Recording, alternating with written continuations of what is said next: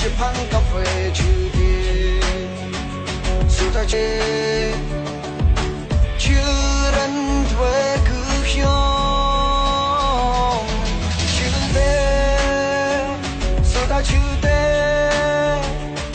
សង្សារសំបាយចង់មកបានក្រែមានអារម្មណ៍ថាស្វាងដូចជាផឹងកាហ្វេឈឺទេសុទ្ធតែជឿទេសង្សារសំបាយចង់មកបានជាផឹងកាហ្វេអង្គុយសំគុកម្នាក់ឯងអារម្មណ៍កណ្ដោចកណ្ដៃរសាត់អណ្ដាច់រញ៉េរញ៉ៃហើយរត់ច្រកចេញពុំបានពីឈួតពីជាចង់បោកឆ្នៃចង់បោកចានឈឺចាប់ខ្លាំងពេកព្រោះតែអត់អូនមិនបានឈឺចាប់ខ្លាំងពេកថាចង់ទៅចងកតែខ្ញុំមិនហ៊ានទេខ្ញុំខ្លាចខ្ពស់ដល់កត្រឡប់មកគិតឡើងវិញថាចង់ទៅលោតទៅខ្លាចពេលហែលឡើងគោកវិញមកត្រូវពោះចិត្តខ្ញុំគិតមកយប់ដល់ព្រឹកបានត្រឹមប៉ុណ្ណឹងគិតចុះគិតឡើងមិនបានងាប់ទេអញ្ចឹងខ្វះអីនារីល្អនៅលើលោកីយើងល្អប៉ុណ្ណឹងដល់គេមើលមិនឃើញតម្លៃឈប់គិតពីគេហើយយើងគួរដើរទៅមុខដើររកសាមុតឬកន្លែងដែលបានសងខ្វះចោលឲ្យអស់នៅក្របឈាមដែលពីមតុងហើយបង្ហូរទៅតាមទឹកសង្ឃឹមថារលង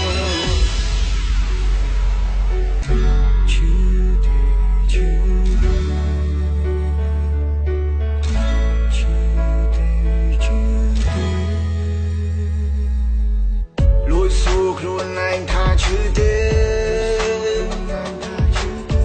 មិនអីទេខ្ញុំមិនឈឺទេសួរខ្លួនឯងថាទៅរួចទេមិនអីទេទៅរួចទេខំលួងខ្លួនឯងដែរតែចិននៅនឹងគេ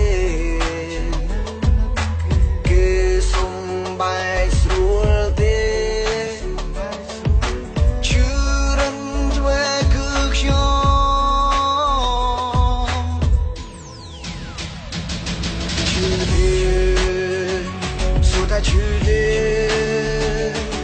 សង្សារសំបាយចង់មកក្បាលក្រែមានអារម្មណ៍ថាស្វាងដូចជាផឹងកាហ្វេឈឺទេសួរថាជឿរិនធ្វើគឺខ្ញុំជឿទេសួរថាជឿទេសង្សារសំបាយចង់មកក្បាលក្រែមានអារម្មណ៍ថាស្វាងដូចជាផឹងកាហ្វេឈឺឈឺទេ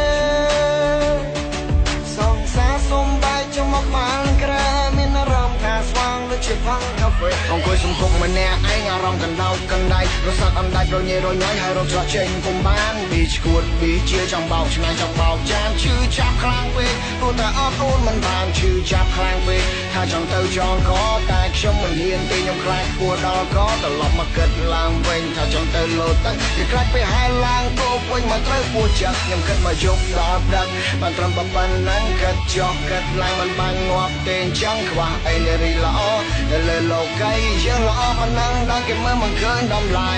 ឈប់គិតពីគេហើយយើងគួរដើរទៅមុខ